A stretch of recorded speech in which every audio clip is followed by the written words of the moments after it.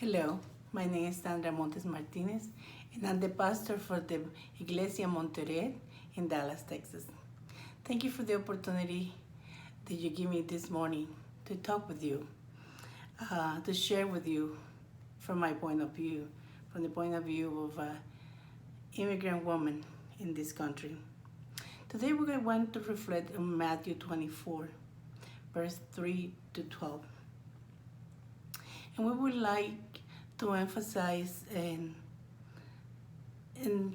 the reference that Jesus made about God love. In this passage, we see Jesus speak of the destruction of the temple, something sacred for the Jewish people. The temple, which represents the identity and perhaps the most ambitious pride of the people of Israel. Jesus declared that the temple, which had become this idol of religions, leaders, and rulers, was to be destroyed. He also speaks of the signs of the many have dedicated a great deal of time and effort to decoy, since one of the human presumption is that we can control everything. This morning, I want to share with you and stop in the reference that Jesus did in verse 12. In our Anabaptist theology, it's very difficult to argue God love, since one of our most relevant emphases is the practice of peace and justice. We have the firm conviction to align ourselves with the weakness and to advocate for just causes.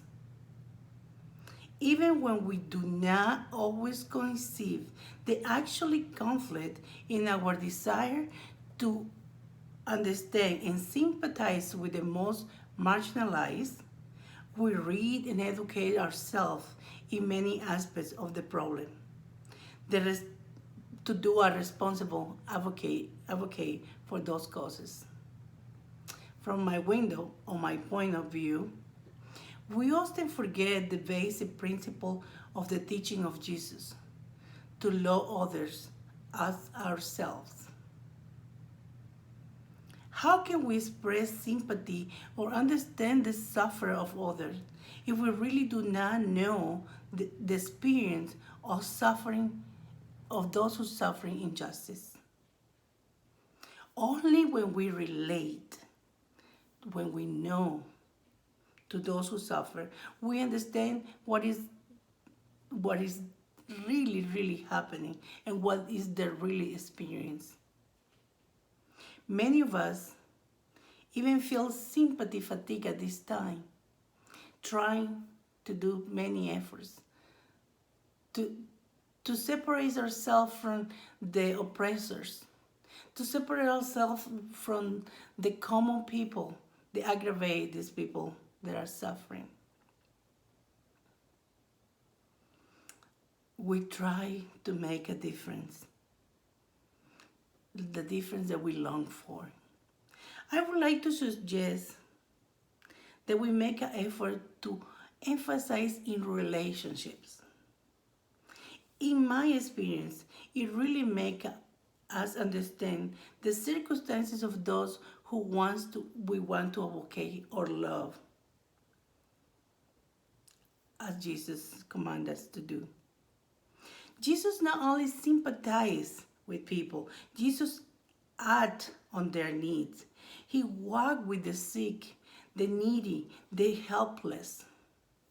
Most of the time, we sympathize with causes or needs, but do not relate to those in need.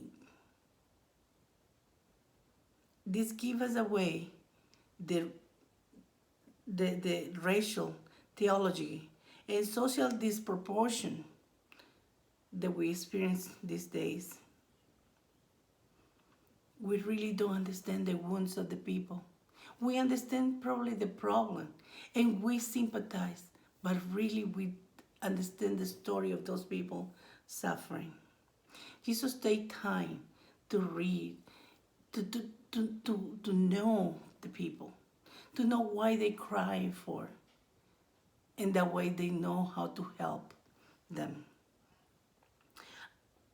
I imagine what it would like if our neighbors start to become more multi-ethnic, our congregations get out of the comfort of how we worship and understand how others worship and understand the Bible and read the Bible and understand Jesus from their perspectives. This is important when we walk and talk about races, addictions, and many other aspects of life. Only when we know what we love, we can truly understand the ravage of our neighbors. When Jesus said, love one another, love your neighbors as yourself, also give us the mandate to really know each other, to embrace the life of others as we speak for their good. One of my fears in this time of social distance is that we live life where we can put a pretty picture in the screen and really not have to deal with what others are suffering from. When we see it from just a window, from a screen, we read about it, but we really not walking. Not only in a protest, but walking, living with them, related with it, know how they eat, how they laugh, how they cry. We learn from Jesus that he set up himself to be part of the life of those who he loved. I think one of the things we need to make so much effort is changing our congregations, multicolor, if you want to say it that way. Make us ourselves rich, not only in theology, but in practice. In Luke 24, verse 30, 31st, we have an example of them. When they were already sitting at the table, he took the bread in his hand and break the bread with them. So that's when really they recognized who they were talking to. Not because of the speech that Jesus did while they walked together, but when they do something really ordinary, when they do something they see him doing every day, like break the bread, is when they really recognize who they're talking to. And the message came to their heart and change is happening. When people recognizing us in the ordinary lives, that's when they really resonate with our message, with what we really want to say. I find a sample of this in Moses. To lead the people of Israel, he knew the nature of the people from Egypt. He knew their God. He knew what they related to. They knew what they eat, how they talk, and how they really do their everyday life. That's why it was easy for them, or probably more accurate for them, to understand the Egyptian and to really talk with the Israels. I pray today that we can open our hearts to walk with others, that many difference from us, and love them as we want to be loved, as we want to be walked with. Understanding relationships is important, because that gives us not only the door for others to understand our message, but give us the door to really love one another. Some people take the time to live in foreign community, to understand and really make an impact. And I know many of you do that. But how are we doing in our own communities here, in our own home? How are we doing this exercise? How are we related with others? How do we know what is supper for others in our neighbors?